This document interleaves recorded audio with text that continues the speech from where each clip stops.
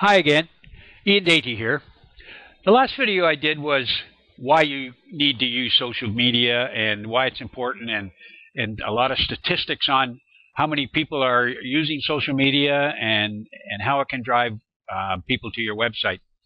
Today I want to talk about what your website needs for B2B lead generation. Now, your website, people will say, well, that's not social media, but it really is. It's really the basis and most important marketing tool that you can have, and that's really what social media is for in B2B. It's a marketing tool. It's for you to keep in touch with your prospects, but it's a marketing tool, and your website is your most important one. So let's look at what your website needs for B2B lead generation. There are three things it needs. First thing is your prospects must find you. Now, that sounds sort of trite, but it's very true. And a lot of people don't understand this. And we'll talk a little bit about what you need in your website in order for them to find you. The next thing you need to do is you must engage your prospects. So once they're there, you got to keep them there. And how are you going to keep them there? Well, you engage them by giving them content that they can do. And I'm going to talk about that in a little bit too. And then the third thing you must do is you must try and find out who they are. Okay, so first of all, they got to find you. I'm going to show you ways that you can do that. You must engage them, and then you got to find out who they are. Okay. So your prospects must find you. Of course, the easiest thing is through Google search, what they call search engine optimization.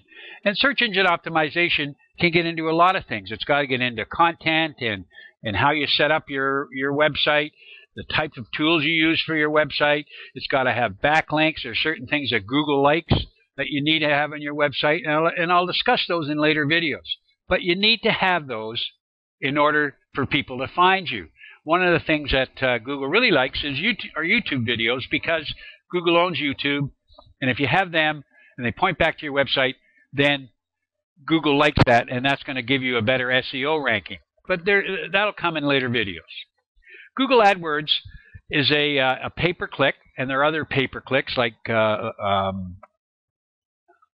Facebook, etc. But Google AdWords is probably, and I believe it's the best B2B business advertising method there is. It's quick. You get results right away. You can change it right away. But it's a sophisticated product that a lot of people don't understand, in the sense that they put it up, they spend a lot of money, and they say it doesn't work. But there's a lot. You need a professional to do it for you, really. There's 5 types of keywords you have to use. You have to show your keywords are related to your ad in the Google AdWords campaign, and also related to your landing page.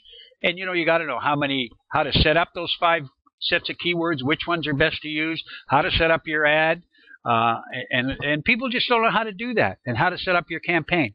And so you need a professional. And how do you get people to the real key for Google AdWords is to get people to find out who they are, to click through to a landing page. And so I can go through that with you, and I will at some other time, but not today. Anyway, that's 2 ways that they can find you. And of course, the third way is through social media. Now, there's a bunch of other ways they can find you too. Obviously, through if you can get somebody to send them to your website through a referral, etc., then referrals are always the best way to get new business anyway. But I want to talk about these 3 over the next few videos that I do. So social media, LinkedIn, Twitter, Facebook probably, and a bunch of other things that we will talk about in other videos. So they must find you. There's the 3 important ways that they will. And you must involve your prospects. Now, how do you do that? Well, the best way is through engaging content. And it must be new content, and it must come up. You just can't put new content up once a month or once a year. It's got to be new content, in the sense that you can't copy somebody else's content. And if you do, you got to say, I've copied somebody else's, and here's who I got it from, and here's how you can talk to these people and find out who they are. But new content that you can do, and it doesn't have to be a lot. It can be like I'm doing here, a little video.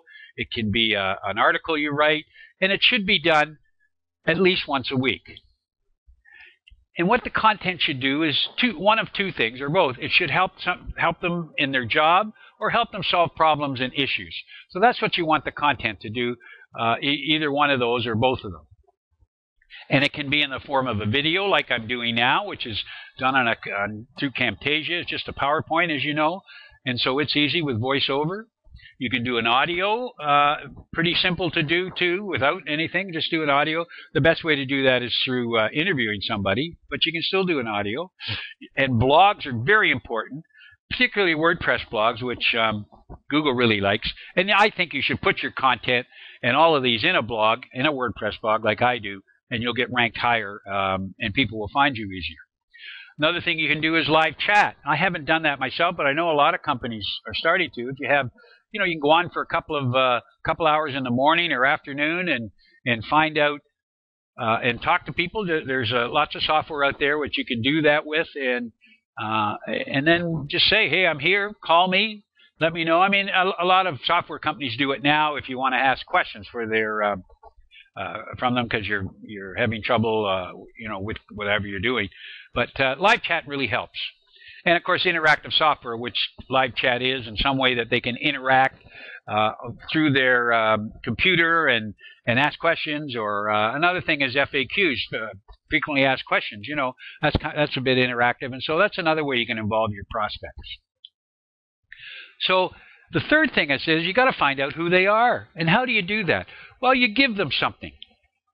You may give them some software they can download for a week or a month.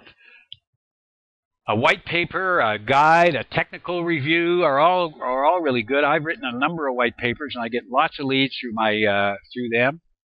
And what you want to do in these is it's not a brochure. It's to help them. Remember, help them in their job or help them solve issues. So it's not a brochure. So you got to be careful how you write those. You can give webinars or teleseminars. They're very, very helpful, and get people to sign up. And obviously, before they sign up, that's how you get their contact information. And again, you can do videos. You can do a questionnaire. So people can say, here's a questionnaire. Would you mind filling it out? And they'll just leave their contact information before they fill out the questionnaire, so you know who they are. You can have a newsletter. And then they can sign up for your newsletter. So there's a bunch of things you can do to find out who the people are. The real key is you ask for a bare minimum information from them. What you need to ask for is their name and their email address, period, the first time you talk to them. I've read some studies where if you ask for phone numbers above that, only 6 or 8% of people will leave their phone number or want to leave their phone number. They don't want to be bothered by salespeople calling them. But you must get their name, first name, so that you can send them more emails, and obviously their email address. Now, a lot of them will leave a Gmail or a Hotmail address. That's all right. You can start contacting them. If they're interested, then you can start that the sales process going. So that's how you find out who they are. Okay, so let's get back to what your website needs. You need to find out. Your prospects have to find you first of all. We showed you what you need to do that. You must engage your prospects, so you must keep them on your website, and then you must try and find out who they are. All right, so there's the 3 things that your website needs that you must have on your website, and very, very few companies have that. It's imperative you have this for your business.